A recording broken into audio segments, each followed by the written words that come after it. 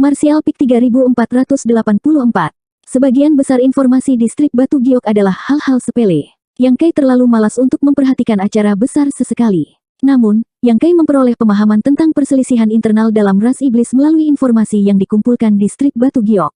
Ras iblis tidak pernah menjadi ras yang damai. Meskipun mereka masih berperang dengan batas bintang, perselisihan internal tidak damai. Sebaliknya, api perang tak henti-hentinya. Hari ini, Raja Iblis dari satu benua dan Raja Iblis dari benua lain berselisih. Kedua belah pihak telah mengumpulkan sejumlah besar pasukan untuk saling menyerang. Besok, Raja Iblis dari benua lain akan mencari pembantu untuk membalas dendam. Singkatnya, beberapa tempat berada dalam kekacauan total. Ini membuat Yang Kai semakin yakin bahwa ras iblis memiliki terlalu banyak orang. The Demon Saint bermaksud menggunakan segala macam metode untuk mengurangi jumlah mereka. Jika tidak, mereka bisa saja melemparkan semua anggota ras iblis ini ke dalam medan perang dua dunia. Hanya satu informasi yang terungkap distrik Batu Giok yang menarik perhatiannya. Informasi yang direkam distrik Batu Giok adalah tentang sebuah benua yang disebut Benua Langit Abadi. Benua ini awalnya memiliki 6 realm guides yang mengarah ke 6 benua yang berbeda.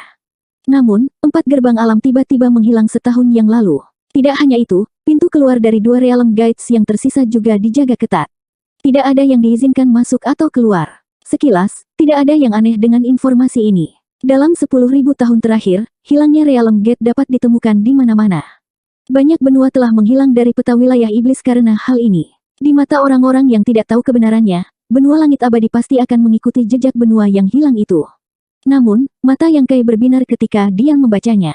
Meskipun waktu yang dicatat dalam informasi ini tidak terlalu pasti, itu cocok dengan waktu ketika Perang Dua Dunia pecah.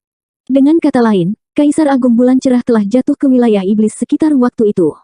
Hilangnya 4 realm guides secara tiba-tiba jelas terlalu aneh. Melihat gerbang alam yang menghilang di wilayah iblis, mereka semua menunjukkan reaksi aneh sebelum perlahan menghilang. Namun, 4 gerbang alam dari benua langit abadi tampaknya telah ditutup secara misterius dalam semalam dan menghilang tanpa jejak. Situasi ini hanya bisa berarti bahwa ada kekuatan eksternal yang mengganggu keempat gerbang alam. Bahkan bisa jadi kekuatan yang sangat kuat meletus dan menyebabkan keempat gerbang alam runtuh. Hanya Demon Saint yang bisa memiliki kekuatan yang begitu kuat. Dengan kata lain, sangat mungkin bahwa Demon Saint telah bergerak di benua langit abadi. Satu-satunya yang bisa bertukar pukulan dengan Demon Saint adalah Kaisar Agung. Dalam sekejap, Yang Kai memiliki pemikiran yang lengkap di benaknya. Ketika 4 kaisar besar memasuki wilayah iblis untuk menyelidiki, mereka disergap oleh orang suci iblis. Kaisar Agung Bulan Cerah mengorbankan dirinya dan menunda orang suci iblis dengan kekuatannya sendiri, memungkinkan predator dan yang lainnya melarikan diri kembali ke batas bintang. Setelah itu, mereka mundur sampai ke benua langit abadi. Pada akhirnya, mereka bertarung sampai mati dengan Demon Saint di Eternal Sky Continent. Energi mereka menghilang dan gerbang realm runtuh. Jika dugaan ini benar, maka Kaisar Agung Bulan Cerah pasti telah terperangkap di benua langit abadi. Adapun apakah dia hidup atau mati, tidak diketahui. Namun, Kaisar Agung diakui oleh langit dan bumi di sisi lain batas bintang. Jika sesuatu benar-benar terjadi padanya, batas bintang pasti akan berubah. Selain itu, Kaisar Besar Tiansu pernah mengatakan bahwa Kaisar Besar Bulan Cerah masih memiliki kesempatan untuk bertahan hidup. Oleh karena itu, Yang Kai merasa bahwa Kaisar Agung Bulan Cerah tidak mati, tetapi kemungkinan besar terjebak. Benua langit abadi, ya. Yang Kai dengan erat menggenggam gulungan batu giok dengan ekspresi bersemangat. Setelah datang ke wilayah iblis begitu lama, dia akhirnya menemukan beberapa petunjuk. Usahanya tidak sia-sia. Dia buru-buru mengeluarkan peta yang telah dia beli sebelumnya dan memeriksanya. Ketika dia melihat lokasi benua langit abadi, dia tidak bisa menahan diri untuk tidak mengerutkan kening.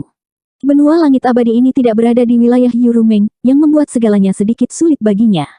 Jika benua langit abadi berada di wilayah Yurumeng, tidak akan sulit baginya untuk diam-diam menyelinap dengan gelarnya sebagai pangeran dan bantuan prinsip luar angkasa.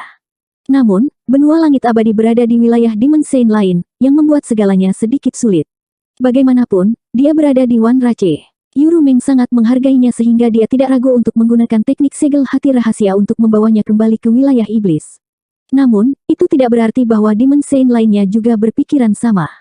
Jika dia dengan gegabah berlari ke wilayah orang lain dan dengan santai dihancurkan sampai mati, itu akan menjadi bahan tertawaan. Namun, tidak peduli apa, dia masih harus melakukan perjalanan ke benua langit abadi. Paling tidak, dia harus mencari tahu apakah Kaisar Agung Bulan Cerah ada di sana atau tidak. Jika ya, maka dia akan memikirkan cara untuk menyelamatkannya. Jika tidak, maka dia harus terus mengumpulkan informasi. Namun, sebelum itu, yang terbaik adalah membiarkan perwujudan menjadi orang suci semu. Pada saat itu, keselamatannya akan agak terjamin. Saat dia sedang merenung, suara langkah kaki datang dari belakangnya. Yang Kai mengerutkan alisnya dan menyingkirkan potongan batu giok dan peta dengan sedikit ketidaksenangan. Dia berpikir dalam hati, mengapa Xiao Wu ini begitu tidak peka? Saya dengan jelas menginstruksikan untuk tidak membiarkan siapapun masuk. Ketika dia menoleh untuk melihat ke belakang, dia sedikit terkejut. Orang yang datang bukanlah Xiao Wu, melainkan seorang wanita cantik dengan sosok monster, wajah menawan, dan bibir merah yang lembut.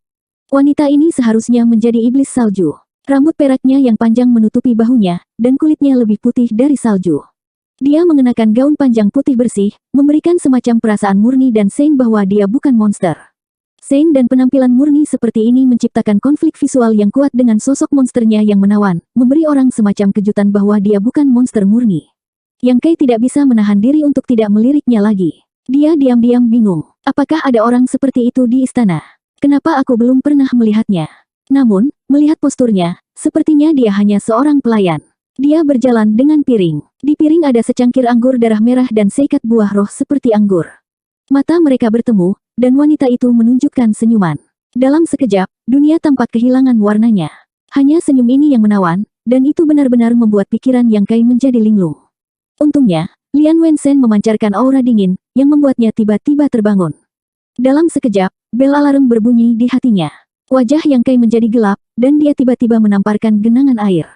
Di bawah pengaruh Kaisar Qi, genangan air berubah menjadi tetesan air kecil yang tak terhitung jumlahnya, menutupi setan salju dari ujung kepala sampai ujung kaki.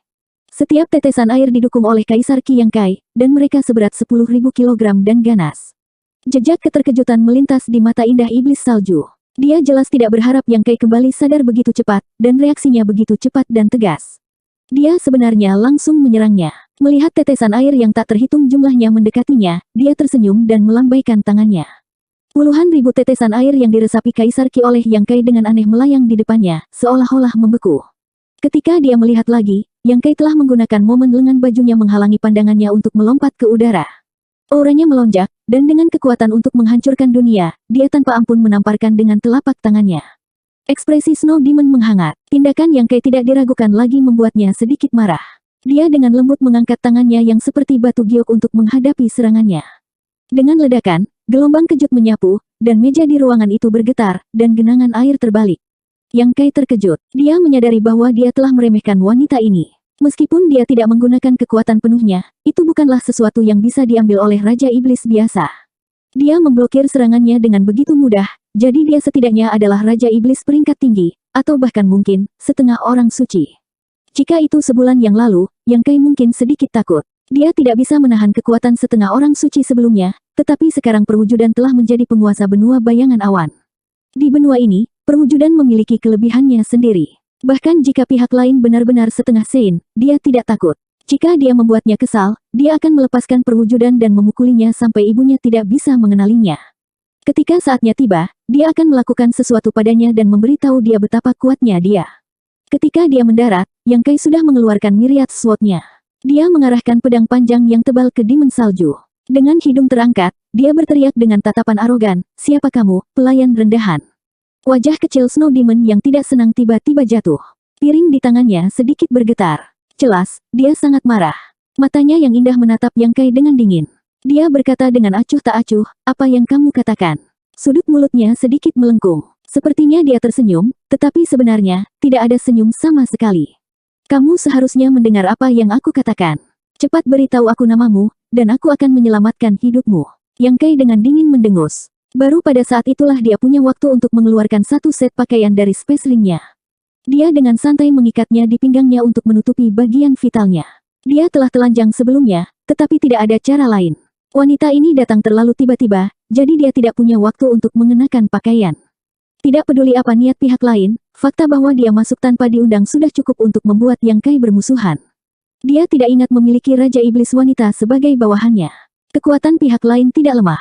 Jelas, dia bukan dari benua bayangan awan, dan dia bahkan bukan dari benua Lan Yuan. Sungguh konyol bahwa pelayan rendahan ini menyamar sebagai pelayan dan mendekatinya. Dia tidak tahu apa tujuannya. "Kamu punya nyali. Kamu benar-benar berani berbicara dengan ratu ini seperti itu." Setan salju jelas-jelas hampir meledak dalam kemarahan, tapi entah kenapa dia tertawa lagi. "Kamu juga punya nyali. Kamu berani menerobos masuk ketika seorang pria sedang mandi. Apakah kamu tidak takut bahwa sesuatu akan terjadi antara seorang pria lajang dan seorang wanita lajang? Saat dia berbicara, dia dengan sengaja melihat ke atas dan ke bawah, seolah-olah dia ingin menggunakan matanya untuk melakukan sesuatu padanya. Setan salju dengan acuh tak acuh berkata, apa yang kamu inginkan terjadi? Yang Kai tertawa nakal dan berkata, saya sedang dalam mood. Tentu saja, apapun yang bisa terjadi akan terjadi. Setan salju menatapnya dengan ekspresi aneh. Tiba-tiba, dia menutup mulutnya dan tertawa. Meskipun dia terlihat murni dan suci, itu tidak berarti dia tidak bisa memahami kata-kata Yang Kai. Sebaliknya, tawa semacam ini membuatnya tampak lebih menawan. Apa yang kamu tertawakan? Apakah itu lucu? Jika kamu berani tertawa lagi, aku akan merontokkan gigimu. Yang Kai menatapnya dengan lubang hidungnya dan mengutuk dalam hatinya. Mengapa semua wanita di wilayah iblis begitu berani dan tidak terkendali? Yuru Meng seperti itu, dan iblis salju ini juga seperti itu. Dia hampir telanjang bulat sekarang, tapi dia tidak tahu bagaimana menghindari kecurigaan. Setelah beberapa saat, iblis salju berhenti tertawa dan perlahan menggelengkan kepalanya.